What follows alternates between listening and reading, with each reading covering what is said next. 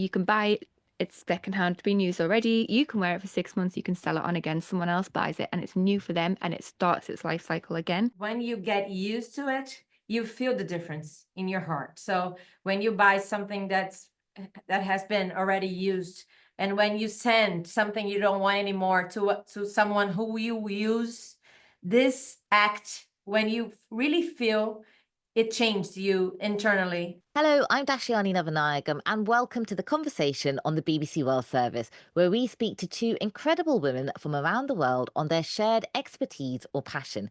Today, my two guests both love vintage clothing, and they've turned their hobby into full-time businesses, successfully starting up online companies selling pre-loved clothing.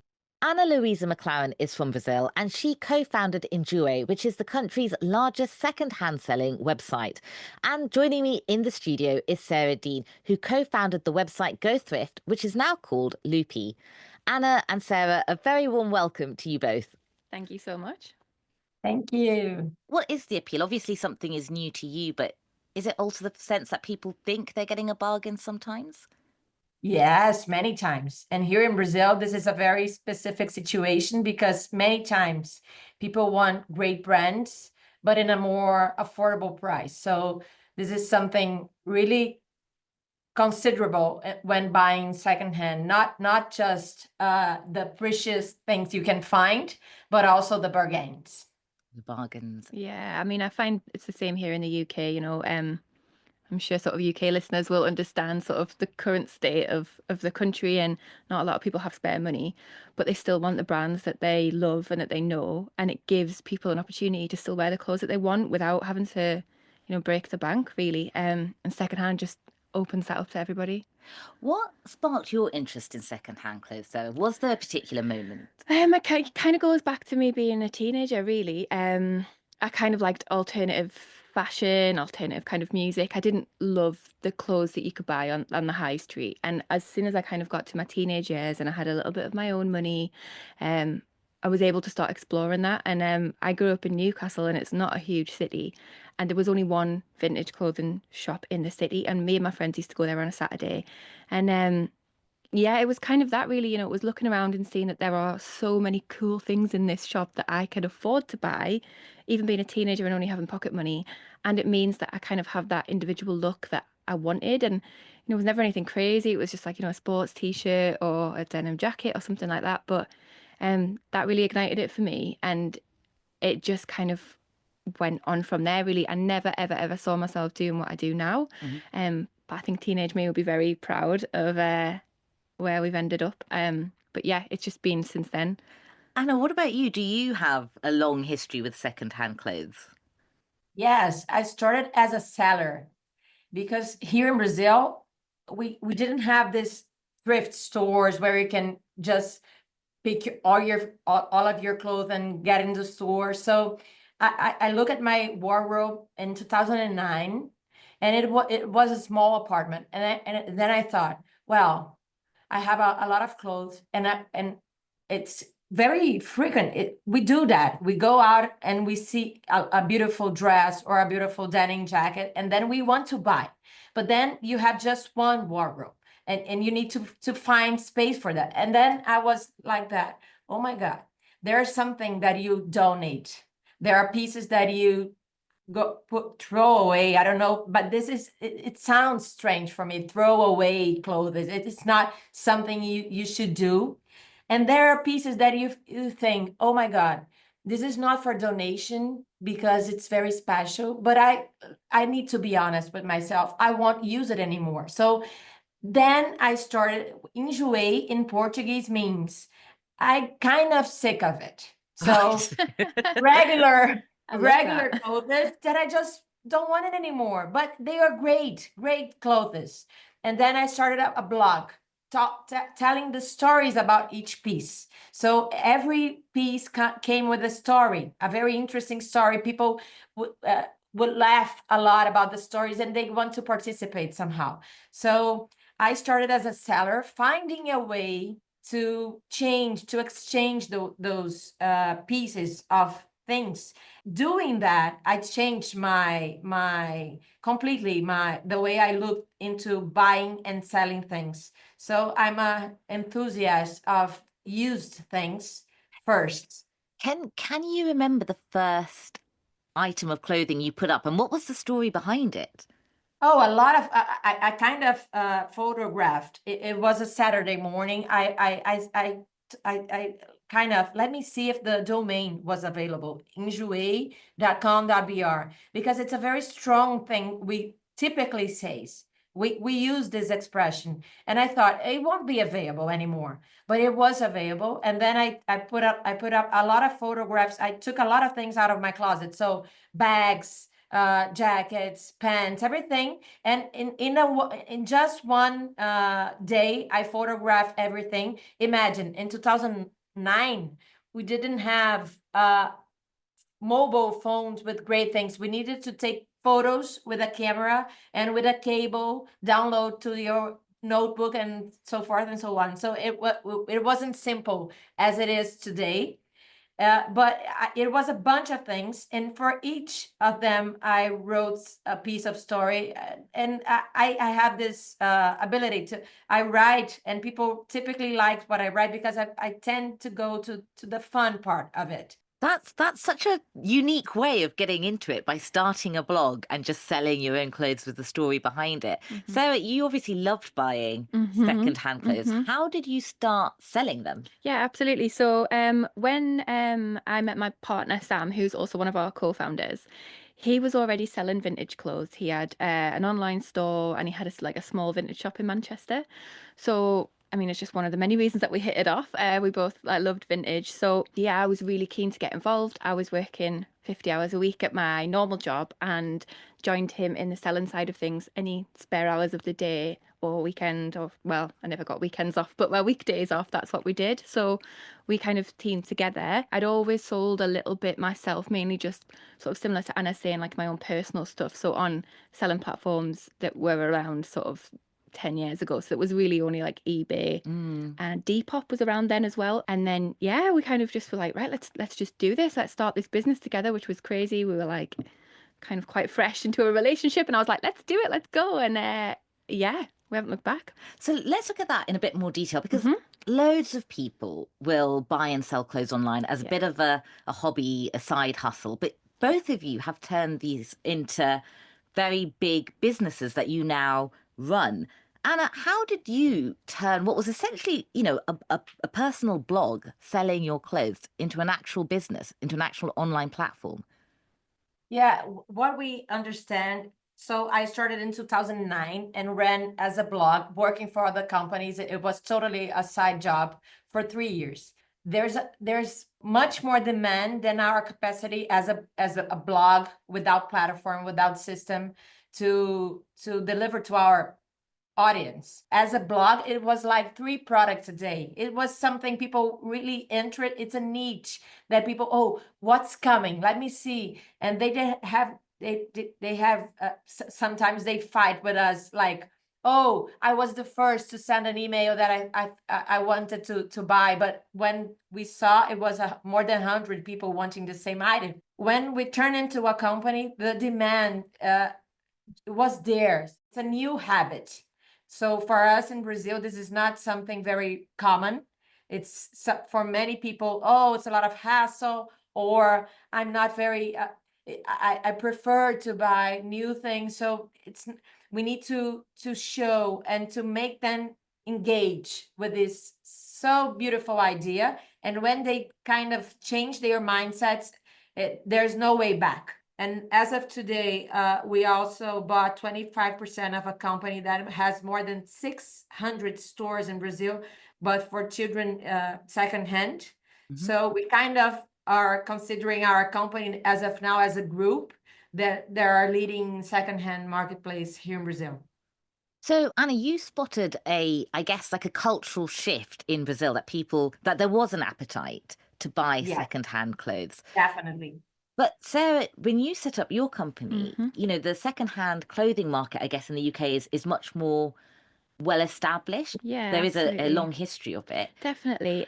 What did you How did you feel that you could compete with that? Yeah, so I think the sort of the corner that we started in as well was sort of the vintage side. And vintage is very popular and it's become more popular over the last 10 years in the UK, but essentially it is still quite niche. There's the majority of people wouldn't choose to shop vintage or wear vintage, I think because there are a lot of probably misconceptions around what that looks like. Well, what does vintage mean? Vintage is, I mean, to be honest, I can't tell you the dictionary meaning of it. But for me, vintage just means something, that has been around for quite a long time. Some people's definition of vintage goes way back to sort of like Victorian clothing, which absolutely is a thing. For me personally, I'd say anything sort of 90s prior. I would class as vintage, which then makes me feel really old because that feels like 2 minutes ago, but now it's classed as vintage. Um, so yeah, so we did start out in vintage, and there is a lot of vintage sellers from sort of very small bedroom sellers up to like big scale vintage stores. But what we saw was that there was a huge amount of, I'm going to call it waste clothing or unwanted clothing that wasn't vintage, that was modern, because people go through clothing so quickly. Um, there was this huge backlog of clothing that that we found that was there because of our connections with suppliers, clothing suppliers, vintage clothing suppliers, and they were saying to us, I've got loads of this really good stuff, do you want it? Like, it's modern. And we were like, well, that's not going to work in our vintage store, but let's have a look at it, because surely if there's this huge amount of clothing here that's essentially new-ish, um there's got to be a market for it. People want the brands that they love and they want it for less money. So let's give this a go. So that's what we did. So sort of 2020 onwards, we started to incorporate more modern clothing into our business model as well. And the business built because of that, because people want things like, like Levi's jeans or high street brands for less money. So that's where we found it was a really sweet spot for our business, because there wasn't really anybody doing that at the time. There wasn't any other businesses on a big scale. One thing that we didn't want to do was take away from charities. And we have actually partnered with Cancer Research in our new model to make sure that people can still donate to charity with selling their clothes if they want to. And Sarah, you mentioned that when you started this with your partner, you were working 50 hours Yeah.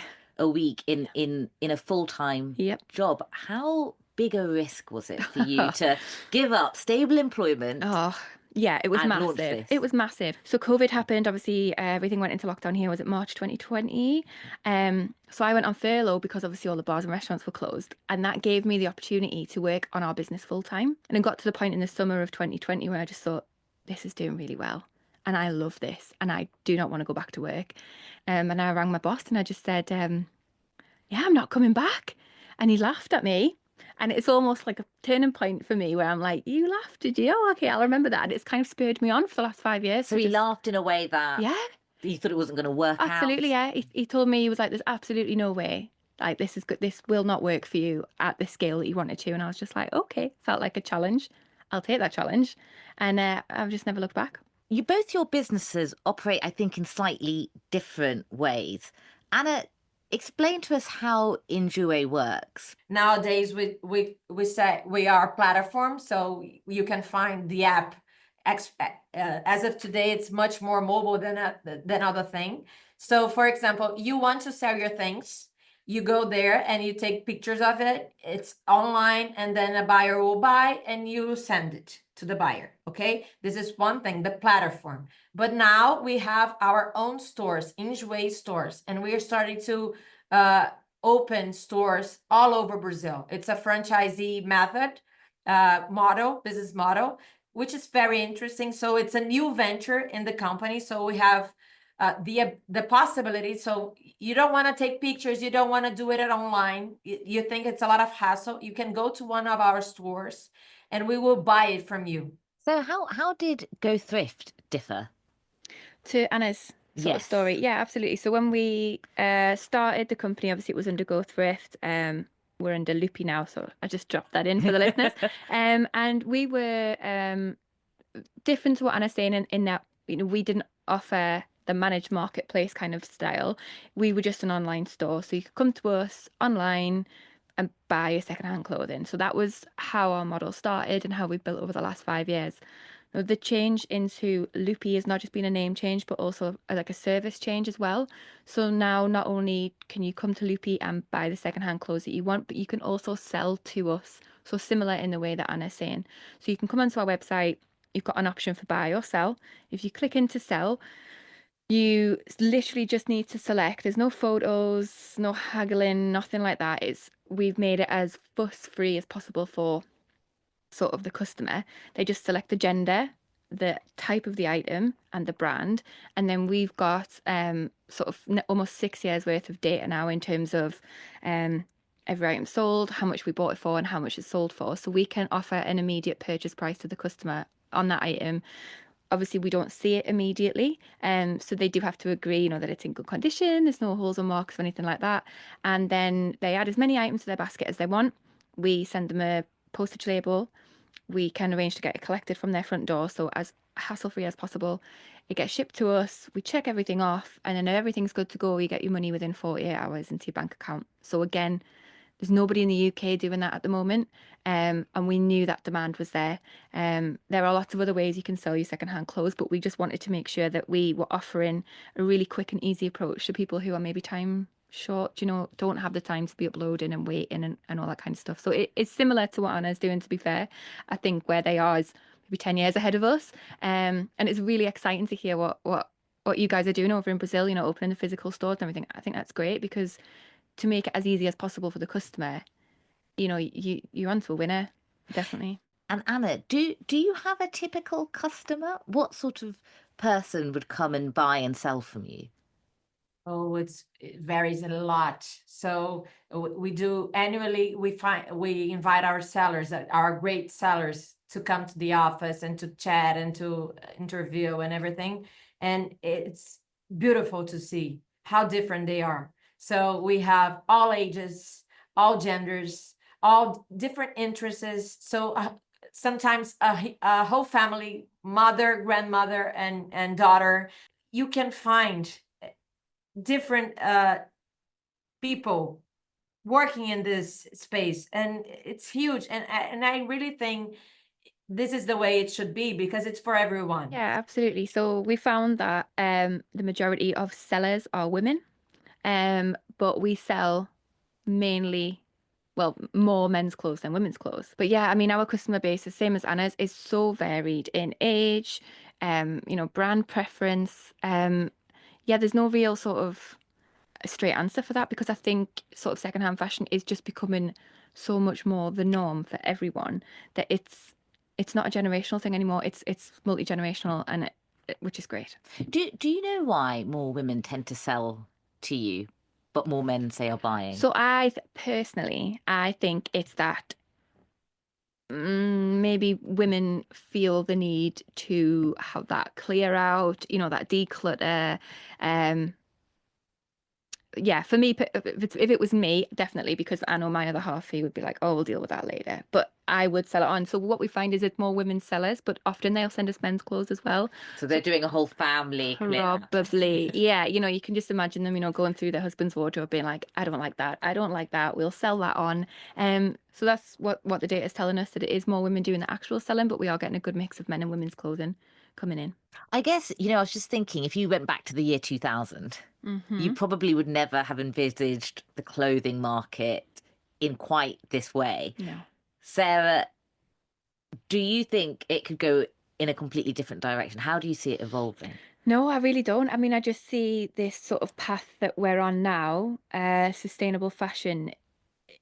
Like sort of Anna said, there is no way back. And I think studies have been done and there's lots of numbers flying around. But it's predicted that secondhand fashion will overtake fast fashion by the year 2030. That's really not that far away. 5 years will fly over. So it just goes to show the popularity of what we're doing now is only going to continue to grow. And I think the more our businesses collectively continue to grow and we reach more people, they will see that, there really doesn't need to be the stigma around secondhand. And what we're offering is amazing quality clothes at an amazing price. There's really there is nothing not to love about it. So I think the light has been sort of shown to everybody that really this fast fashion way of shopping and living, that's not sustainable. It cannot carry on. And Anna, what do you think about sustainable fashion and how we buy and sell our clothes? When you get used to it, you feel the difference in your heart. So when you buy something that has been already used, and when you send something you don't want anymore to someone who you use, this act, when you really feel it changed you internally, and then this is what I think. What I'm so convinced there's no way back, because when you find a new user for this pair of jeans that you don't want anymore, you feel yourself responsible. You feel the responsibility. This changed the way you behave when you consider buying a new thing. So it changes you internally, really in a very, and of course it refers to sustainability, but we don't use sustainability to sell, because I think this is so important that won't be an argument. This is not a selling argument. This is something that happens once you get into the movement. Some people would say that, you know, the rise of fast fashion and then the ease with which people can now buy and sell clothes does encourage people to buy more, because they know that they can then sell it on as second hand, and that it's not actually solving the problem, and that there is just simply an oversupply of clothes. Yeah. So what would you say to that? Yeah, I think it's just about educating people that you can absolutely buy as many clothes as you want. I understand a lot of people have sort of, a love for buying clothes, a love for new clothes, but it's about educating those people that it doesn't have to be something new. If it's new to you, but it's been used before, then amazing. You still get that new feeling, when something arrives in the post. It doesn't matter if it's come, straight from a factory, never been used before, or it's come from a seller or an online marketplace. What we are trying to provide to people is that feeling of shopping new, but your item's still secondhand. So, providing the right online service and providing, lovely packaging and all that kind of stuff, but the item's used. So it's just about teaching people that it doesn't need to be new. As long as it's new to you and it still gives you that feeling of joy and excitement when you open it, then you're doing something great by doing that. So it's just changing people's shopping habits to come away from the fast fashion sites into the sites selling secondhand. And then it creates this sort of circular loop for the items of clothing. So you can buy it's secondhand, been used already. You can wear it for 6 months. You can sell it on again. Someone else buys it and it's new for them and it starts its life cycle again. Is there something that you've received that you've been really excited to sell, that you thought this is, a 1 in a million buy? Oh, it's really hard to pinpoint, because we have been buying stock in bulk for so long. We get loads of really strange and exciting pieces that come through there. To be honest, I can't give you one thing exactly, but it's so exciting when we do find something really rare, or something really old, or I'll be like, oh, that's so cool. Sort of, things that come from like I don't know, like the Olympics in the 80s, and like you can see it's actually being like worn by someone in the Olympics. They'll have their name on it and stuff. That's so great. It's so, so nice to see that these kind of clothes are still in circulation. And they're the kind of clothes that collectors will be looking for. So it's going to go to a good home. So yeah, it's just really exciting. I love to see what comes through the post. Really, it's great. Sarah and Anna, thank you so much. Thank you for having us. Thank you. It was amazing. My guests today have been Ana Luísa McLaren, co-founder of Enjoy in Brazil, and Sarah Dean from Loopy in the UK. Thanks for listening.